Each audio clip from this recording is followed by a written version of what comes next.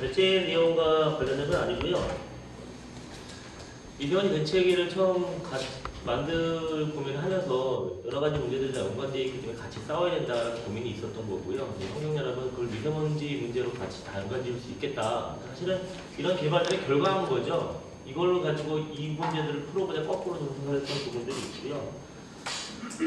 그거 하나를 말씀드리고 싶고 연대회 공동집행위원장 중에 한 명으로서는 연대회 내에서 사실은 이제 이 미세먼지 대책이 도시공원 대책위가 다 사실은 관련된 게 같이 다 들어가 있는 거기 때문에 이 TP 문제 같이 하면서 그러면 이 대책위들을 때려 다시 합쳐갖고 하나의 대책위를 만들까 이런 고민도 있긴 있었는데 그렇게는 하지 말자 잘 조화롭게 가보자 이런 논의가 1차적으로 있긴 했었습니다. 얼마 전에 한 가지 말씀드리고 그럼 우리가 뭘 할까 할 때 그럼 뭘 하면 시장이 무서워할까 사장님이 됐든 시장이 됐든 사실은 시민단체가 가장 많이 쓸 수 있는 방법 중에 하나는 우리가 민주노총처럼 맨날 진단할 수는 없잖아요. 아니, 할 수도 있겠지만. 예를 들면 뭐 주민소환 이런 거 고민해 볼 수 있을 것 같고요. 그러니까 도시공원 문제랑 TP 문제랑 이런 문제 가지고 솔직히 미세먼지 문제 가지고 주민소환은 좀 애매할 것 같아요. 어쨌건 시가 미세먼지를 점검 안 하겠다고 하는 건 아니어서 근데 어쨌건 주민소환 이런 것을 고민해 볼 수 있지 않을까 싶고 오늘이 아니라도 다음에 해보면 좋을 것 같고요. 또 한 가지는 우리가 이제 예전에 보통 했던 것 중에 하나가 예를 들면 어쩌면 시민사회가 이 지자체와 관계를 계속 유지해가는 태도들이 있잖아요. 거버넌스를 참여하기도 하고 어떤 위원회를 참여하기도 하는데 우리가 싸우는 걸 싸우면서 어떤 그런 싸움의 힘을 더 발휘하기 위해서 예전에는 그런 걸 철수하긴 했었어요. 참여를 안 하겠다. 이렇게 하면 우리 다 빠진다. 뭐 이런 사실은 전술도 썼던 것 같은데 요즘은 이제 사실 그런 전술도 아예 안 쓰고 개별적으로 그냥 다 참여하고 있는 거죠. 그렇기 때문에 뭐 여기 농청에서 아직도 계시긴 한데 농청뿐만 아니라 뭐 각종 위원회에 다 참여들 여기 뭐 신문 책임자 이상들은 거의 다 참여하고 있을 건데 대표님들이다 그런 부분들을 어떠한 좀 도시공원 문제나 TP 문제 이런 걸 가지고 논의를 좀 해갖고 어느 정도까지 안 되면 우선 1차로 그러니까 빠지겠다 뭐 이런 그러니까 우리들이 할 수 있는 액션 이런 것들 고민해봤으면 좋겠고요. 뭐 여러 가지 논의 구조 속에 중요한 논의 구조들이 있습니다. 아까 뭐 건축심의위원회도 나왔고요. 가장 중요한 건 사실 도시계획위원회인데요. 이런 위원회들이나 뭐 도시공원위원회나 이런 데들의 시민사회가 그러니까 그런 위원회들이 우선 빠지는 전략들을 써야 될 것 같고요. 이 다음에 어느 정도 무언가 해결된 다음에는 요구해야 될 것들이 그런 공식적 위원회들이 참여하는 것들도 좀 심도 있게 좀 고민을 해서 사실 이게 다 개별 단체별로 참여하고 말면 많은 문제들인데 좀 전략적으로 어차피 다 모인 거기 때문에 이 다음에 문제들이 좀 해결되는 국면 속에서는 이후에 그런 위원회, 공식위원회들이 어떻게 참여할지에 대한 부분도 같이 고민했으면 좋겠습니다. 하여간 같이 잘 싸웠으면 좋겠습니다. 예, 지난 20년간 이제 청주를 포함해서 지방의 많은 도시들의 이제 현상이라면 현상이고 신화 같은 얘기가 몇 가지 떠돌았는데 그 중 하나는 이제 지역 홀대론이 있고 또 하나는 지방 균형 발전이라는 담론이 있어요.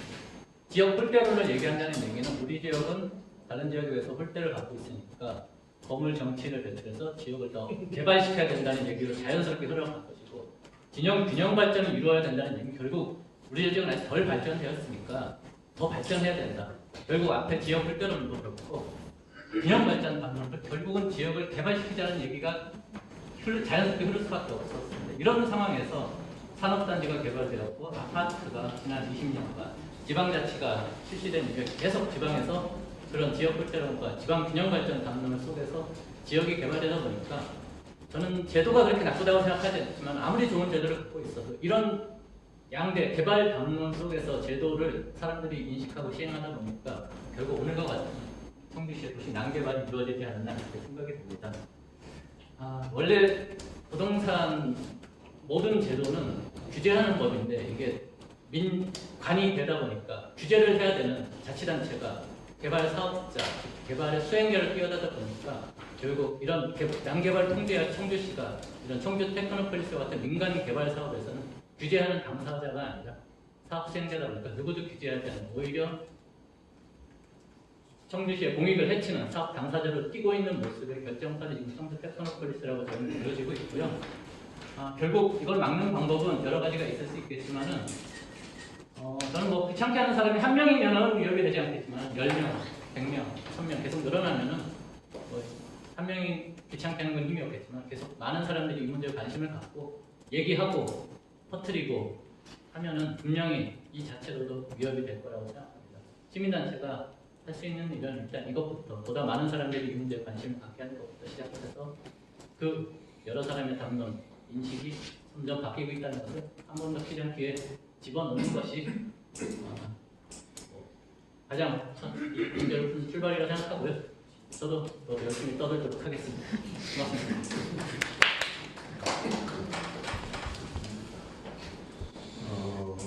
오늘 저는 그 김성국 국장 말이 제일 가슴이 아프고 찔리고 그런데 사실 그렇죠. 그동안에 우리가 좀 편하게 지내왔던 거 아닌가 그런 생각이 좀 들어요. 오늘 우리가 이렇게 오랜 시간 얘기 나눈 것도 결국은 이대로는 안 되겠다 뭐 그런 생각 아니겠습니까? 그래서 뭐 다들 우리가 공감하고 있을 터인데 이때까지 우리 그 30년 시민운동 사회에 볼 수 없었던 강력한 그런 전쟁을 한번 일으킬 때가 아닌가 저는 그렇게 생각합니다. 그래서 방법이란 뭐 이런 것을 이제 모여서 논의하고 연구를 해야 돼요. 다만 한 가지 오늘 그 저는 이병관 그 국장이 아까 발제하는 것을 보면서 물론 평소에도 내 실력을 좀 알지만 그 관련 법이라든가 이런 시스템을 정확하게 설명을 해줬는데 그러한 공부 연구가 필요해요. 우리 지역에서는 문화재에 관련해서 그런 전문가가 우리 시민사회가 없고 시민단체도 없고 그래서 참여연대를 이제 외부 이제 그 지혜를 좀 빌리기도 하고 그랬는데 그 상당히 한계가 있어요. 그래서 앞으로 필요하면 우리도 문화유산연대 같은 그런 NGO를 좀 안조를 해보고 지금 당장에는 같이 연대해서 할 수가 있는데 관련 법 제도를 우선 알아야 대응하고 싸울 수가 있습니다.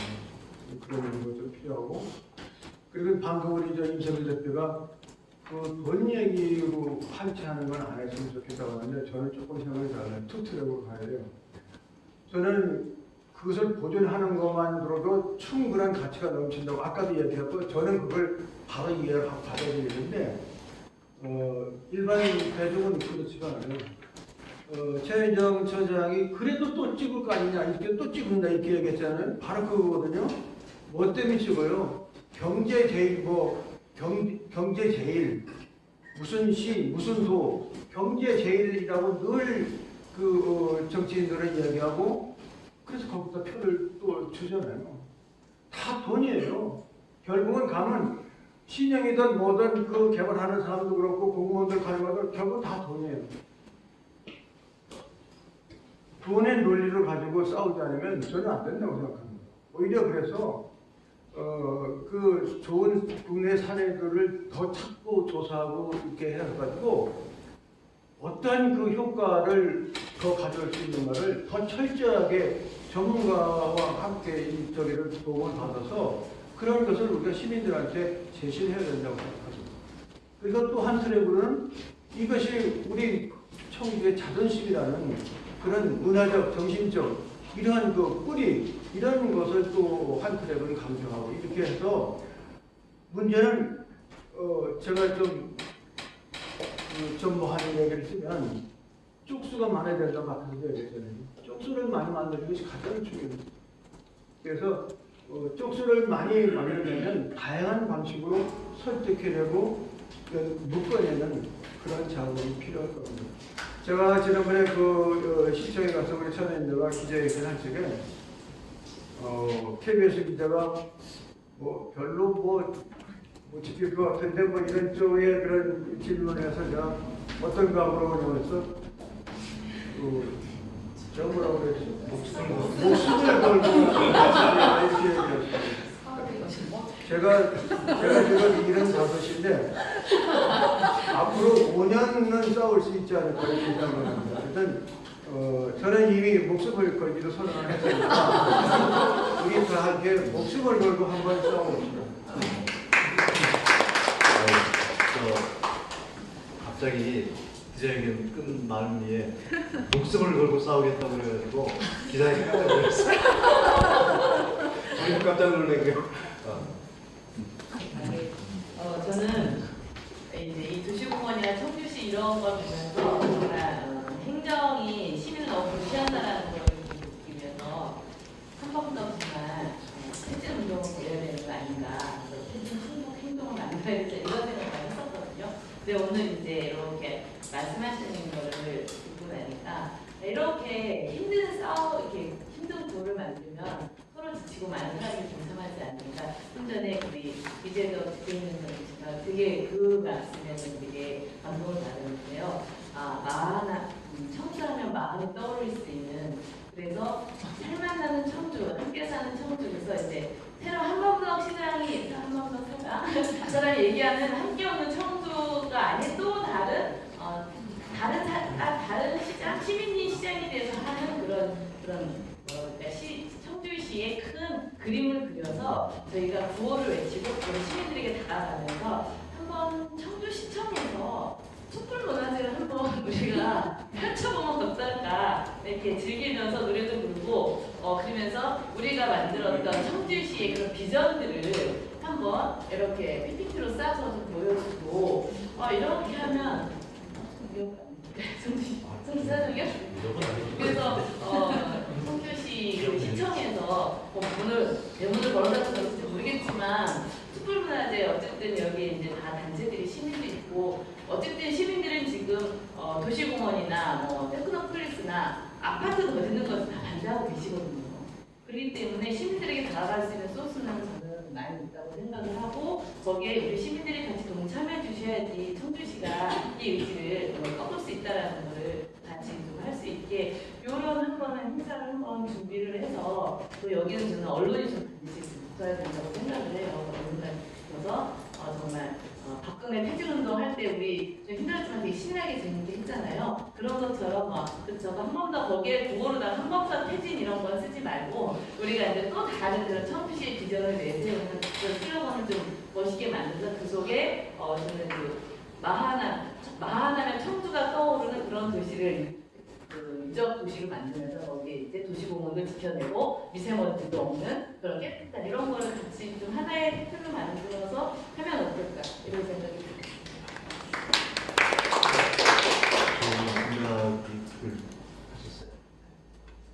사회자의 특권으로 저도 한 3분 정도 얘기하겠습니다. 조금 지루하지만 지금 청주의 캐치프레이즈가 뭔지 아십니까? 함께 웃는 청주죠. 조금 전에는 캐치프레이즈가 뭐였죠? 1등 경제, 1등 경제, 1등 청주인가 뭐 이런 게 있어요. 청주의 캐치프레이즈는 뭐죠?